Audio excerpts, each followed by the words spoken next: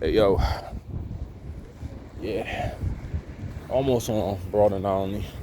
And I gotta walk to Front and Olney to get what I need. Yeah, it'd be a little easier to have a car, but I'm glad I don't gotta deal with all the shit that comes with having one. If y'all didn't know, yeah, I get thrown off whenever I hear loud noises and shit. It does throw me off. That's why I pause whenever I hear it. Waiting to cross. Oh, when somebody around me is talking really fucking loud, it throws me off. Like this lady in front of me. But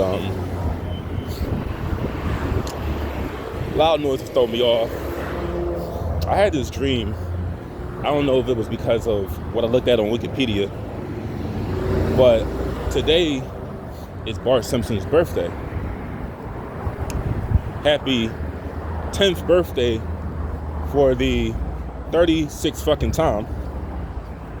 But you know, I don't expect him to grow old or anything, because Bart has a condition.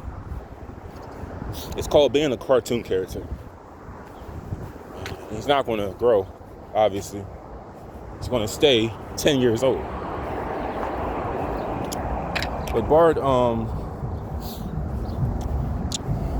I had this dream about Bart last night. Not that kind of way. But it was a dream that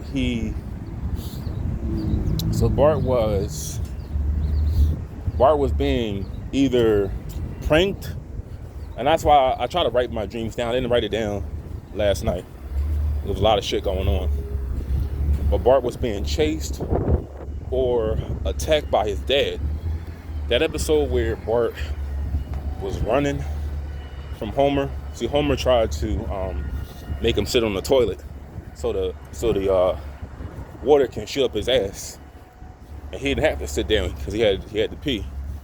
And Homer wound up sitting down on the toilet, and he strangled his son. Or the time, or you know what the dream was also?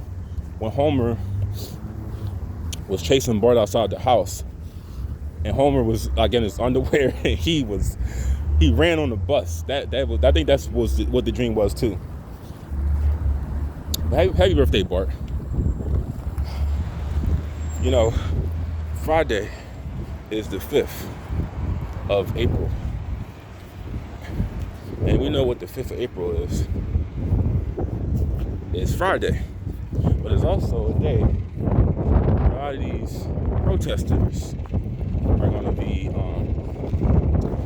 demonstrating against the presidency of one DT. And they are calling for the deportation of Elon Musk. Now, at least. It was okay when it seemed like he was against Trump. It was okay then. But I want to tell you in this video how protests become violent and massive. How they grow in numbers. And I'm not trying to be funny. I'm really not. But this is how protests grow. And how they get bad reputations. When they start off with people that know what they're there for, but how they get hijacked.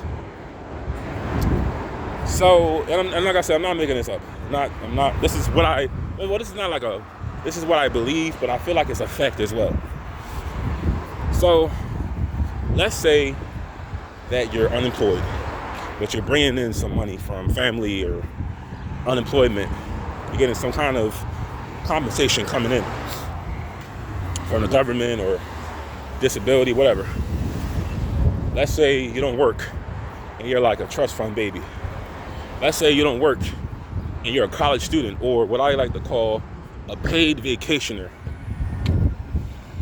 Or let's say that you're retired and you got some kind of income coming in, because you're not going to go to a protest if you're broke, you're starving, you're on the street. Your main concern is getting out of that situation.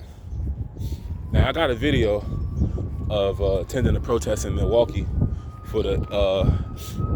it was a pro-abortion rally, and I didn't have shit to do that day. But the difference was I had money coming in. I was working. I had a job. So just understand what I just said. I had nowhere to stay at the time, but I had fucking money coming in. That's why I joined those sons of bitches. So,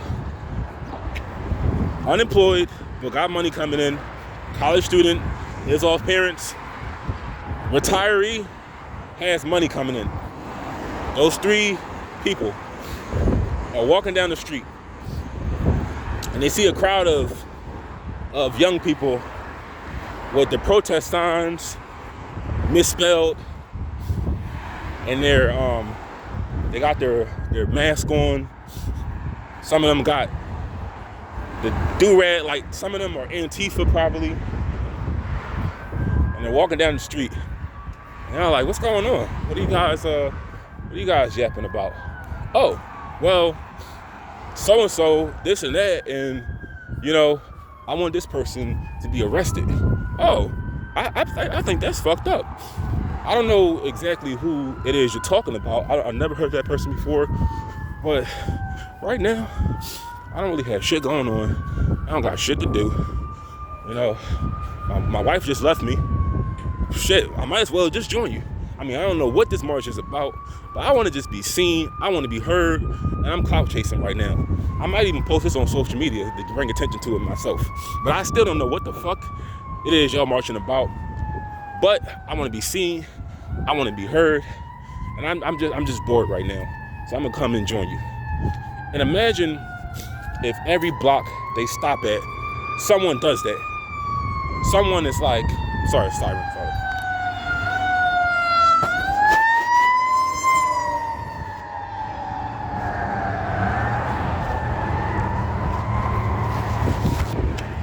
Sorry about that. Y'all know sirens throw me off. But yo, imagine if every block they stop at, someone is like, hey, what are you guys protesting about? Oh, so-and-so did this 30 years ago, and, I want that person to face the punishment of their actions. Oh, yeah, they got this crazy law that's gonna affect this marginalized group of people. Oh, I don't know much about what it is you're marching about, but I don't have shit to do. I don't have much going on. My wife just left me. My dog just fell down the fucking stairs. He's in the hospital right now, and I don't have no one to cuddle with at night. How about I come and join you with your demonstration? Because I don't have nothing to do today. And every block they stop at, they do that shit. Then that's when the march becomes hijacked. There's people there that don't know what they're there for, but they just don't have nothing to do. Because you can get away with a lot of things easier when there's more people. Because when someone goes to police and they're like, yeah, they were part of this march, they're not going to point you out directly, because like everyone most likely is dressed or they look the same. It's like if it was a protest for Black Lives Matter, right? Black Lives Matter protest. You ever notice that they always say Black Lives Matter did this, Black Lives Matter did that? They don't single out people by name. They don't say, oh, Kadavion did this. Like on the news, right? When they were looting stores and destroying property, they didn't say individual people. They said Black Lives Matter, like an entity, because that's an organization that they're behind doing it. They don't single people out by name. Like when they lit that police cruiser on fire, it was this cop. They lit his police cruiser on fire. They didn't say who did it individually. They associated it with Black Lives Matter.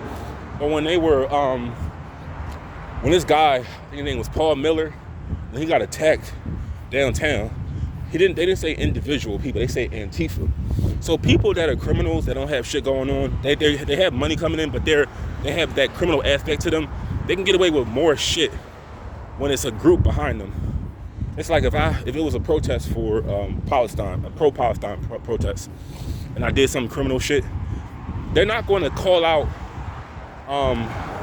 me. They're going to associate it with a pro-Palestine march. They're going to say like a pro-Palestine activist or protester did this. They're not going to say my name. They're associated with that organization or that group. So that's why it's easier to get away with shit when you're in a protest. Like, you're not going to get caught for the most part. I mean, there's cameras everywhere, but you're not going to face prosecution because it's so hard to single out who did it when there's so many people looking the same, dressing the same. Like, oh, he was dressed in shorts and he had a tank top on. That's practically everybody at the protest. It's going to be hard to find out who did it.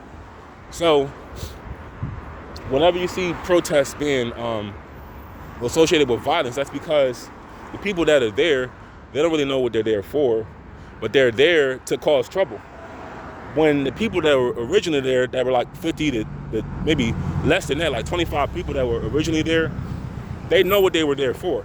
I'm not going to say you have marches and protests and people don't know what they're there for, because that's not right. That's false. But there are people that actually know what they're there for. They know what they're doing. They are educated on the issues that they're against, but they allow just anyone to waltz in and come in and do what they want to do. And it's like I'm doing a part of this.